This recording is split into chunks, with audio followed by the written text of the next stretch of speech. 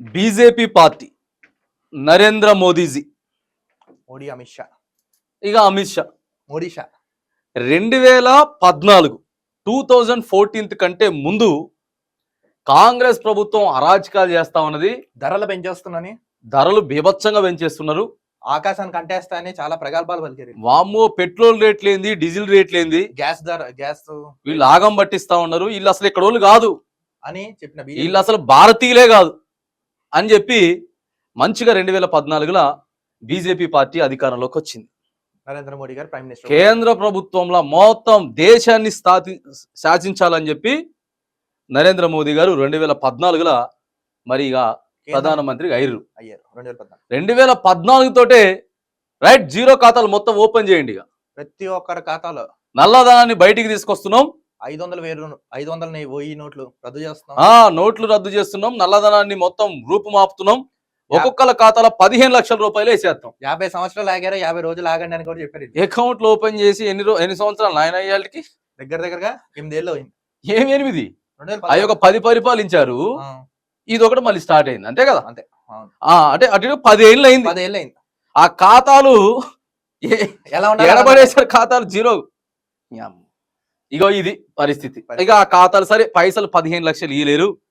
సర్లే మోదీ గారు అయితే కొద్దిగా ముందుకు తీసుకుపోగలుగుతాడు అని చెప్పేసి మళ్ళా 2019లో కూడా అధికారం ఇచ్చారు. అధికారంలోకి ఇస్తే మొత్తం అసలు నిరుద్యోగం లేకుండా సంవత్సరానికి 2 లక్షల ఉద్యోగాలు భర్తీ చేస్తా అని చెప్పిన బీజేపీ 2 లక్షల ఉద్యోగాలు భర్తీ చేస్తాం, మొత్తం పేదరికాన్ని నిర్మూలన చేస్తాం అని చెప్పి అన్ని మాటలు చెప్పారు కదా. అసలు ఏమైపోయిందో అర్థం కావట్లే.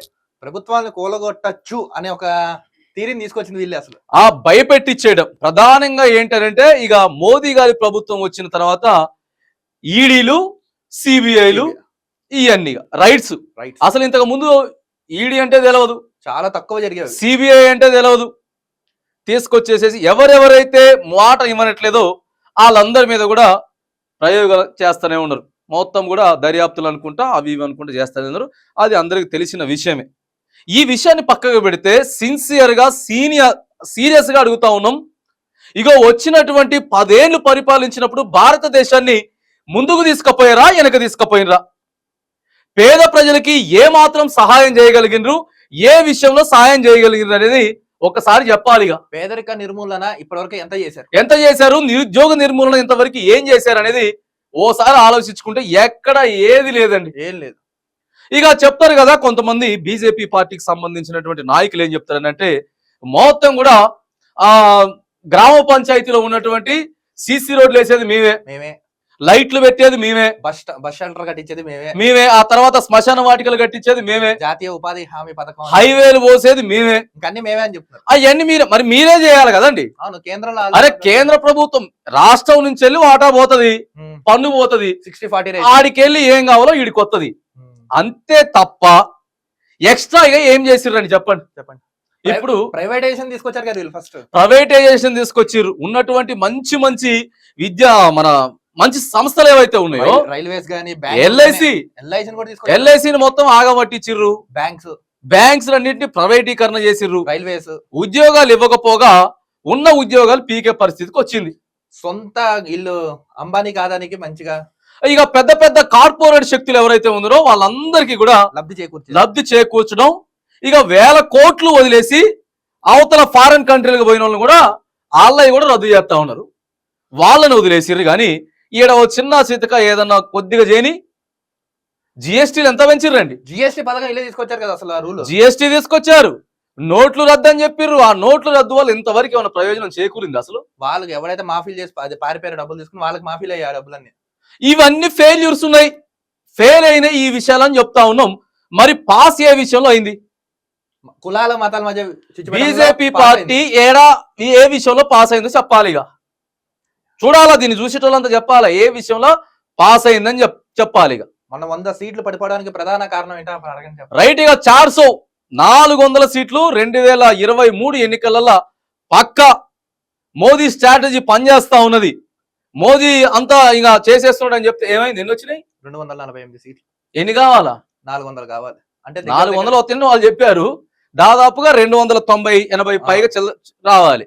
వీళ్ళకి ఆడ ఉన్నటువంటి ఆంధ్రప్రదేశ్ లో చంద్రబాబు నాయుడు గారిని, అటు నితీష్ కుమార్ బీహార్ గారిని తీసుకొచ్చి సపోర్ట్ పెట్టుకుంటే గాని అప్పుడు నిలబడినటువంటి పరిస్థితి. స్టెఫ్నీలు పెట్టుకుంటే గాని నిలబడలేనటువంటి పరిస్థితి ఉన్నది. ఇగో ఈ ముచ్చట ఉన్నదండి. ఇదేనా అచ్చేది అన్నారు. ఇక ఇప్పుడు కొత్తదేం రాగం పాడతారు తెలుసా, జమిలీ ఎన్నికలని. ఇక ఇట్లయితే అబ్బో మళ్ళీ పోయేటట్టున్నాం మనం అని చెప్పి జమిలీకి వచ్చారు. జమిలీ ఎన్నికలు తీసుకొచ్చి, ఈ జమిలీ ఎన్నికలు అయితే రాష్ట్రాలకు ఏమేమైతే అధికారులు ఉంటాయో అవన్నీ తీసేయచ్చు. ఒక దేశాన్ని పరిపాలించేటటువంటి ఒక గొప్ప స్థానంలో ఉన్నటువంటి ప్రధానమంత్రి నరేంద్ర మోదీ గారు ఎలాంటి నిర్ణయాలు తీసుకోవాలండి చెప్పండి. ఒక్క నిర్ణయం తీసుకుంటే సంచలనం కావాలి. ఏం చేశారు తెలుసా వీళ్ళు, పెట్రోల్ రేట్లు ఇక ఇంకొక 2 నెలలు ఎలక్షన్ ఉందనగా 5 రూపాయలు 10 రూపాయలు తగ్గించారు. మన దగ్గర 100 కోటి 5 రూపాయలు తగ్గడం. మొన్న కూడా ఇక మహిళా దినోత్సవం రోజు మహిళలకు 3 ఉచిత సిలిండర్లు పెట్టారు. మహిళా దినోత్సవం రోజు 100 రూపాయలు గ్యాస్ తగ్గించారు. అదే 100 రూపాయలు గ్యాస్ తగ్గించారు. మరి అంతకు ముందు పోయిన మహిళా దినోత్సవం రోజు ఎప్పుడు పంపారు? మొన్న ఎన్నికల కంటే ముందు వచ్చింది మహిళా దినోత్సవం. అంటే ప్రతి సంవత్సరం వచ్చినప్పుడు ఎందుకు తగ్గిలేదు? ఎన్నికల కంటే ముందు వచ్చిన మహిళా దినోత్సవం మాత్రానికి ఎన్నికల స్టంట్ ఇదంతా. కానీ కొన్ని రాష్ట్రాలని మాత్రానికే చాలా అన్యాయం చేశారు. కొన్ని రాష్ట్రాలకి అన్యాయం చేశారు, కొన్ని రాష్ట్రాలను మాత్రానికే పట్టించుకుంటారు. ఆ సార్ పేరేంటిది, మన ఆదిత్య యూపీ సీఎం యోగి ఆదిత్య. యూపీకి మాత్రానికి ఫుల్ గా నిధులు పోతాయి.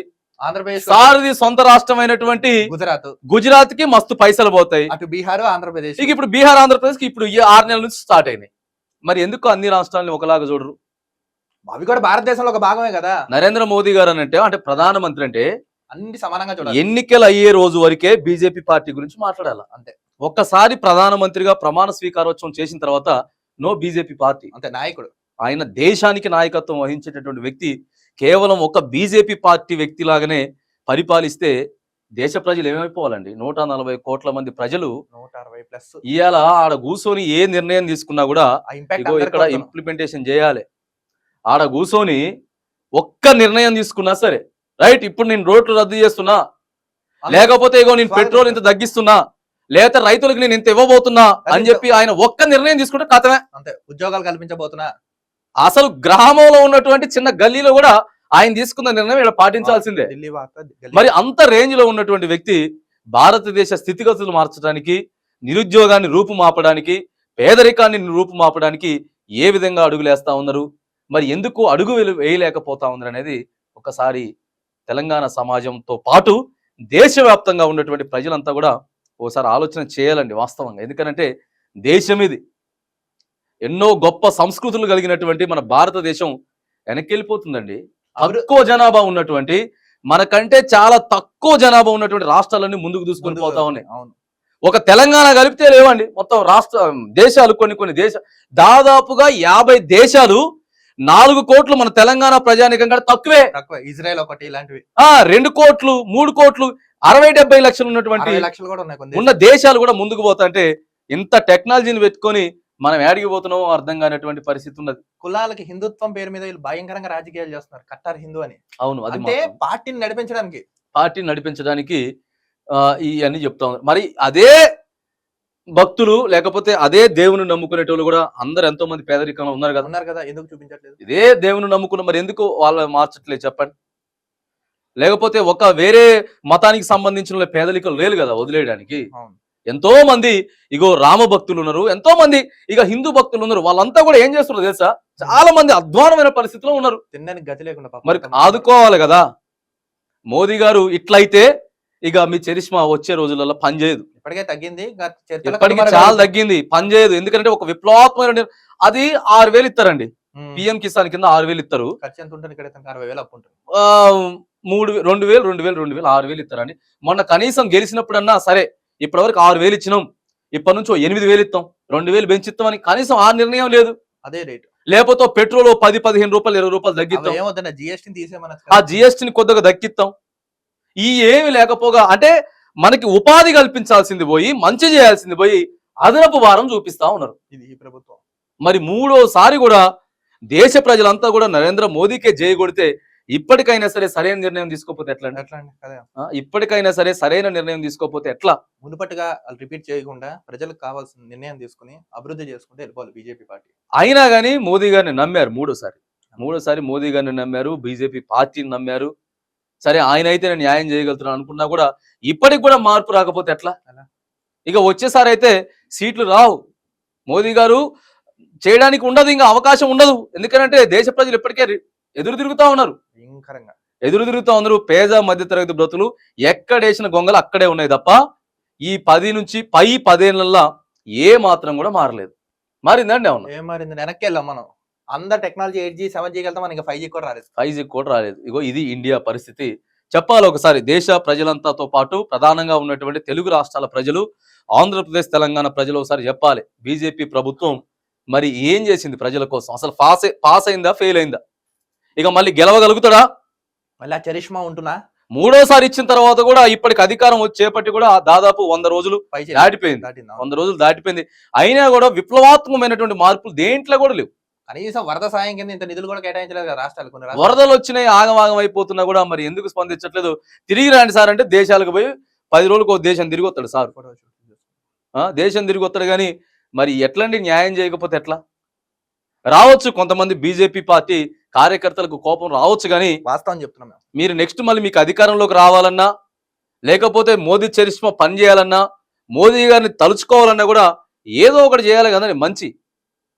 లేకపోతే మేము పెద్ద పెద్ద టెంపుల్స్ కట్టాం, పెద్ద పెద్ద మార్పు అవి కాదు కదండి కావాల్సింది. ఫస్ట్ తినడానికి ఏం చేస్తున్నారు? తినడానికి విద్య, వైద్యం 3 కావాలి. విద్యకి ఏం చేస్తున్నారు? వైద్యకి ఏం చేస్తున్నారు? వీటికి సంబంధించి పేద ప్రజలకు సంబంధించి రైట్ ఏం చేస్తున్నారు? ఒక ఇన్ని లక్షల కోట్ల బడ్జెట్ అని పెడతారా, ఏడికి పోతాయో అర్థం కావు. మీకు గుర్తుందో లేదా? కరోనా టైంలో స్పెషల్ బడ్జెట్ అని 20 లక్షల కోట్లు పెట్టారు. మీకు గుర్తుందో లేదా? అవును. డబ్బులు ఏమైపోయారు? ఎడిపోయినాయో తెలవదు. బడ్జెట్ మొన్న పెట్టారు లక్షల కోట్లు, ఎడిపోతే తెలవదు. తెలంగాణ రాష్ట్రం శూన్యం. అసలు దక్షిణ రాష్ట్రాలు కూడా చిన్న చూపు చూస్తుంది బీజేపీ. వాస్తవంగా చెప్పాలంటే రాష్ట్రాలను నడిపించేటటువంటి ముఖ్యమంత్రులకి, రాష్ట్ర ప్రభుత్వం చాలా ఇబ్బంది అవుతుంది తెలుసా? ఏడొచ్చినటువంటి పైసలతోటే వాళ్ళు గెలిచేదానికి ఏవో అయ్యని చెప్పి ఇయ్యని చెప్పి నడిపిస్తున్నారు, కానీ కేంద్రం నుంచి సాయం లేదు. అసలు లేదు. కేంద్రం నుంచి సాయం లేదు. ఉంది అని చెప్తారు, ఏం లేదు. ఉందని చెప్ప ఏముందని చెప్పాలంటే సీసీ రోడ్లు, హైవేలు, బల్బులు, బొగ్గలు ఉంటాయి కదా, అంతే. పంచాయతీ బొగ్గలు గీయేనండి. ఈ బొగ్గలేనిగా కొద్దిగా ఆలోచన చేయాలి. ఇగో ఎక్కడ ఏం చేస్తా ఉన్నాం? ప్రధానంగా పెట్రోల్ డీజిల్ రేటు తగ్గియాలండి. గ్యాస్ రేట్లు తగ్గిస్తే అప్పుడు నిత్యావసర వస్తువులన్నీ కూడా తగ్గుతాయి. ఇంతవరకు అయితే మోదీ ప్రభుత్వం చేసింది ఏమీ లేదు, పేద ప్రజలకు చేసింది ఏమీ లేదు. ఇట్లనే ఉంటే మాత్రానికి రాబోయేటటువంటి ఎన్నికలలో బీజేపీ పార్టీ మొత్తం చదువుకోవాల్సి వస్తుంది. కాంగ్రెస్ పార్టీ మళ్ళీ అధికారంలోకి మాత్రానికి రావడం పక్క. ఎందుకంటే ఇప్పటికే పేదలంతా కూడా యాంటీగా ఉన్నారు, చాలా అంటే చాలా వ్యతిరేకంగా ఉన్నారు. మరి ఇప్పటివరకు పాస్ అయిందా, ఫెయిల్ అయిందా? మరి రాబోయే రోజులలో మోదీ ఇక మరి ఇంకోసారి అధికారం చేపట్టేటువంటి అవకాశం ఉందా లేదనేది కూడా చూడాలి మనం. ప్రజలంతా కూడా మరి మీ అభిప్రాయాలని కూడా వ్యక్తపరచమని చెప్పి కామెంట్స్ రూపంలో తెలపండి. పాస్ ఆఫ్ ఫెయిల్ అయినా అది.